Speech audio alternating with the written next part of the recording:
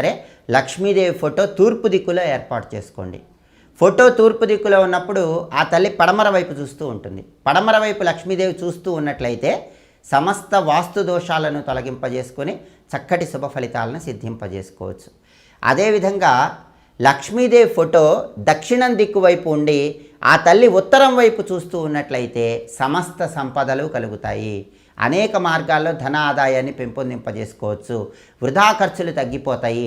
మొండి బాకీలు తొందరగా వసూలవుతాయి. కాబట్టి ధనపరంగా విశేషమైన ప్రయోజనం కలగాలంటే లక్ష్మీదేవి ఫోటో దక్షిణ దిక్కులో ఉండి ఆ తల్లి ఉత్తర ముఖం వైపు చూడాలి.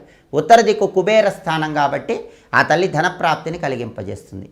అలా కాకుండా లక్ష్మీదేవి ఫోటో ఉత్తర దిక్కు వైపు ఉండి ఆ తల్లి దక్షిణం వైపు చూస్తూ ఉంటే మనకు మోక్షం కలుగుతుంది. కాబట్టి మోక్షం కలగాలనుకున్న వాళ్ళు ఎవరైనా ఉత్తరం వైపు లక్ష్మీదేవి ఫోటో పెట్టి ఆ తల్లి దక్షిణం వైపు చూసేలాగా ఏర్పాటు చేసుకోండి. అప్పుడు తప్పకుండా మోక్ష ప్రాప్తిని సిద్ధి